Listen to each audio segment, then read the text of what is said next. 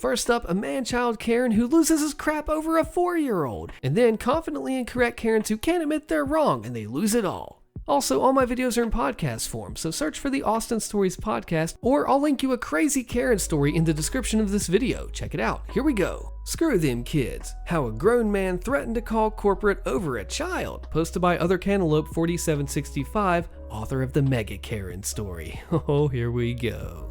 Children in hotels. They have the potential to be adorable and funny, shy and quiet, or obnoxious little hellions. For every baby that smiles and waves at me, and every toddler that excitedly tells me about their birthday or new toy, there are 2 obnoxious, spoiled brats who run screaming through my lobby. The spoiled brats can be annoying, but what's even more annoying is when the parents ignore it, or worse, encourage it. And there is no shortage of bitter adults getting angry over the sound of children. I once had a guy threaten to call the cops if the toddler in the next room didn't immediately stop making all noise. Now look, I get it to a certain point. It can be freaking annoying to have to listen to toddlers or babies running around and crying when you're trying to relax or have a nice, quiet holiday. We try to keep the kids on the first floor so they're not disturbing to the other floors. But there's not a ton you can do when one adult checks in, gets assigned a top floor room, goes outside to park their car and unload their luggage, and then comes back in with 4 young children. That makes me internally scream. I checked in one older guy, probably middle-aged, in the day before. He was pretty gruff, but he softened as I talked with him. No issues. I put him in a room and he was on his way. 2nd floor. He was staying for 2 nights, so let's refer to him as Joe. Fast forward to the next night around 10:45. A family comes in with 2 young kids. My best guess is they were both around the age of 4. The parents looked older. I actually thought they were the grandparents at first. Whoops. And I only realized my mistake when the woman referred to her partner as Daddy when talking to the kids. Anyway, no more rooms on the 1st floor. I'll have to put them on the 2nd. Dad was outside parking the car and getting the luggage unloaded, and Mom was inside with the kids. They'd been traveling all day. The kids were running around, touching things and being loud.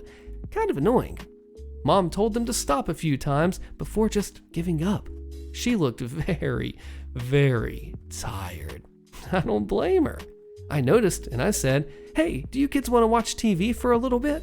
They ran to sit down. I turned on the Disney Channel for them, and they didn't make another peep until they were going up to the room. Mom flashed me a grateful smile. Okay, so Dad comes back in, and they all shuffle into the elevator. It's 11:05 p.m., and not 5 minutes later, Joe gets off the elevator and comes storming into the lobby with bulging eyes. He was obviously ticked. He said, "Some kid woke me up. You can either comp my room or I will call corporate now." Holy crap, dude. Talk about overreacting.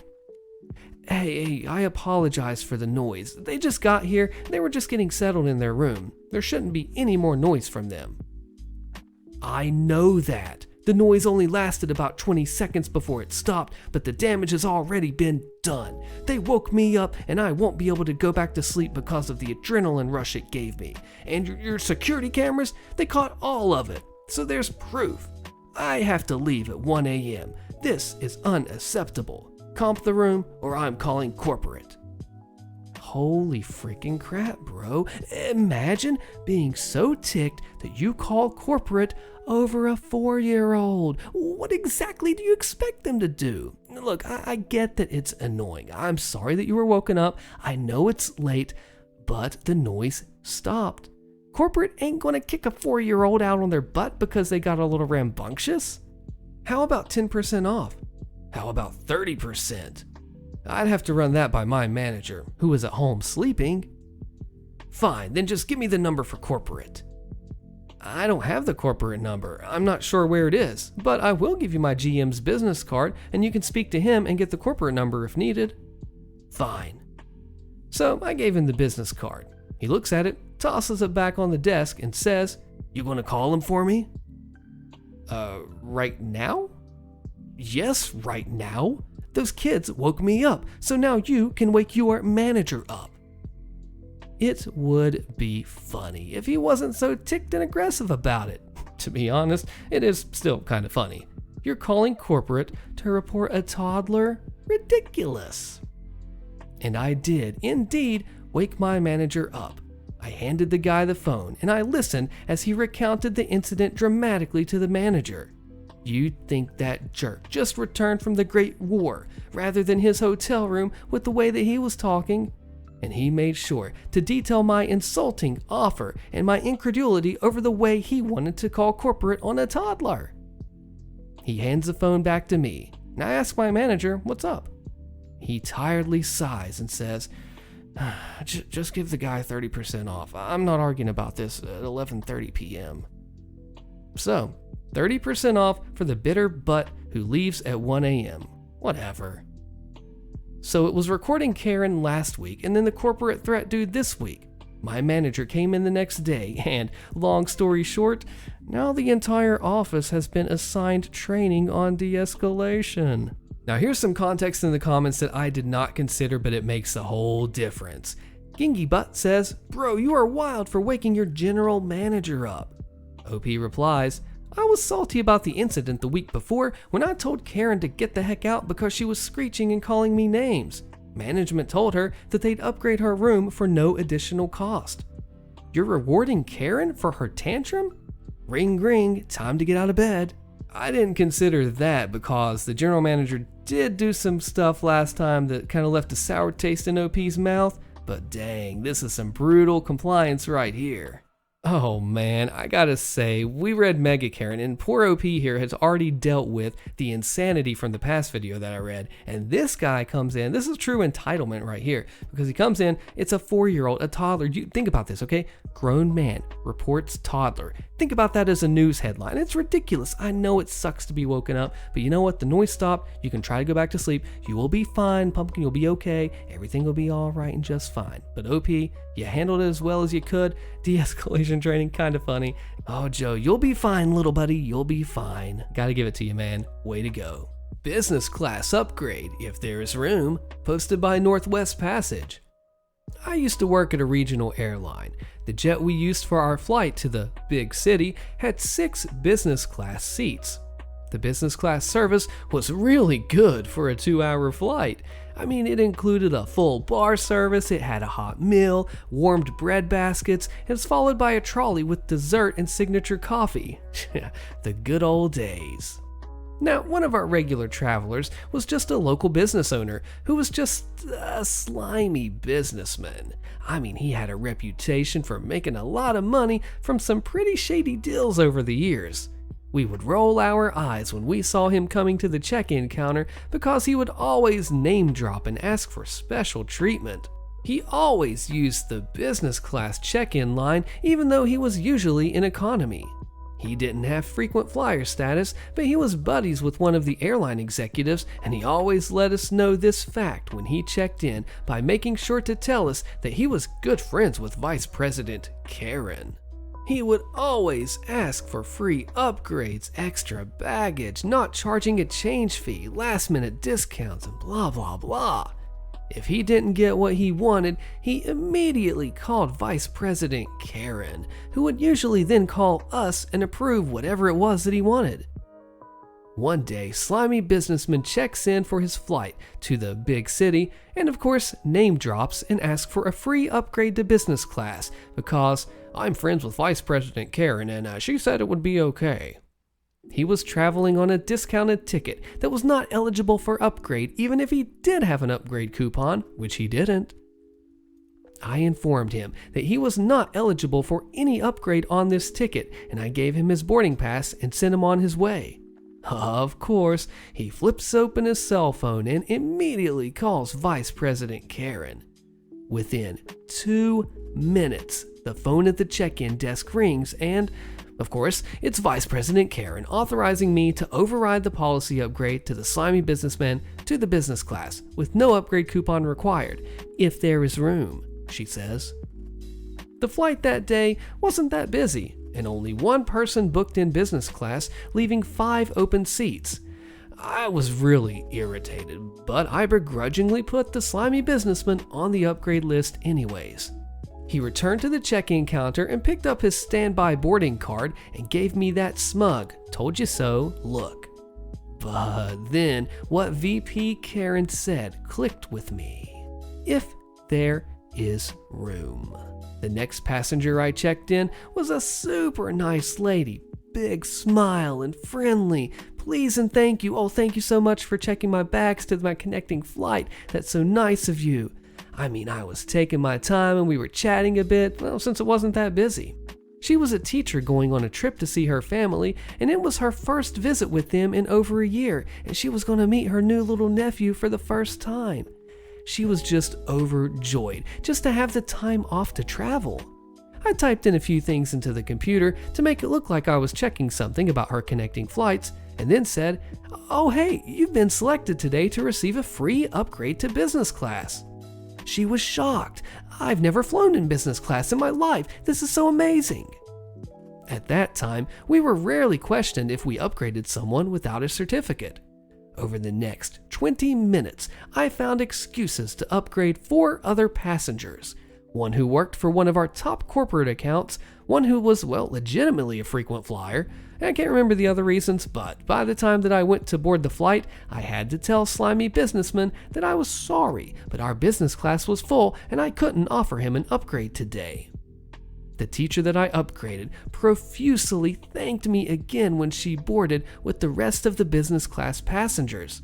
Little did she know that it really made my day also. Now, there were no repercussions to my actions. We rarely upgraded passengers randomly, so it wasn't something that caught management's attention, and they mostly trusted our judgment on these things.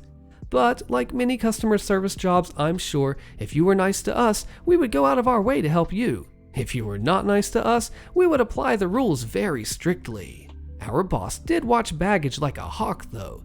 If you printed more bag tags than the passenger allowance without collecting the excess fee, it showed on your daily report, and you would be asked about it at the start of your next shift. I love this Karen malicious compliance here because it's like you have to upgrade them, you have to by the vice president if there is room. So how do you cleverly work around that? You fill it up with awesome people instead of a jerk. Like, I did not think that this story would go this direction, but I am pleasantly surprised that it did. That's how you want it to end. It's wholesome, it's happy, teacher loves it, OP, the original poster employee loves it, everybody wins except for the bad guys here. Happy endings, we all fly safely home, awesome stuff here. What do you think? Way to go, OP. This guy's a total Karen, and OP fights back by just sticking to the rules. Let's see who wins. It's called "Yes Sir, We Do Expect Payment Up Front," posted by MLMC MLM. A little background info. I live in a popular tropical tourist destination, and one of my jobs is as crew on a snorkel boat. I set up the boat before the trip, a lifeguard, I give history about the area, and so on. My captain is also the owner of the business, so what he says goes and knows the local waters like the back of his hand. Our company consists of him, me, and his girlfriend who manages bookings, phones, and emails. We aren't low quality, but we don't offer full meals or entertainment on board, and we focus solely on the snorkel experience. Because of that, compared to the larger boats, our private charters are lower cost than most competition. In turn, we often get penny pincher people. Onward to the main story. A family of 22 had been hounding our office before they even arrived to our location, our office's words. They were pushy and trying to get discounts and free upgrades, so I was already dreading this charter. Generally, we take a card number and charge it before the charter, but this group was adamant about paying cash. Office and captain said fine, but told me to get payment before getting them on the boat. Our boat is 50 feet long and stays moored offshore a few hundred yards, so we use a water taxi to ferry from the shore to the boat. I got dropped off to get payment, I check the group in, and I give them pre-boarding info. I walked up to the main guy paying for everything to start the process, and that's when things went downhill. Here's how the conversation went. He says, hello, which boat are we going on? I point to our boat and say, well, that pretty one right there. No, that's not the boat we are going on." "Yes, it is. There isn't any other boat, sir." No. The boat looks like this." And he shows me a photo of the boat from our website. "Oh, yes, sir, that is the same boat. We just had the bottom and the paint replaced a month ago. I guess our office hasn't updated our website. Sorry about the confusion, but I assure you it is the exact same boat." "Well, I don't think you're trying to deceive me, but then why would they send me that photo?" "I'm sorry, I'm not sure what to tell you. It is the same boat." "Well, I think we need to go out and inspect it and look at it before we decide to go and pay for it." "I'm sorry, sir, that's not how this works. We've already set up the boat for the charter and blocked any other bookings to accommodate your private charter. You can pay and we can take your family out for their excursion, or you can decide not to go. We haven't received payment from you, so we have no obligation to you and no money to return. What would you like to do?" "Then we don't want to go on the boat." Okay, sorry, sir, it didn't work out. You and your family have a good day now." I picked up my stuff, turned around, got in the water taxi, and left them on the shore. As we rode away, I could see the guy already on the phone trying to call the office. I called his bluff, and he was panicking because his whole family just heard him say they didn't want to go, even though a lot did. I got back to the boat and explained to the captain what happened. He said, well, it sounds like he doesn't want them on his boat anyway, and their loss. We had planned to refuel after their trip, but we decided to do it now since we now had the morning open. They were still on the shore when we left, but they were gone when we got back. Once back on shore, the other guys who run activities in the same area told us that the group had hung around for about an hour. I guess the guy was very convinced that we would come crawling back, but when we didn't, the family started fighting since many of them had still wanted to go. Now they have to try to find another boat that has 22 spaces open and will most likely cost 2 to 3 times more than us. It was totally worth waking up early without pay.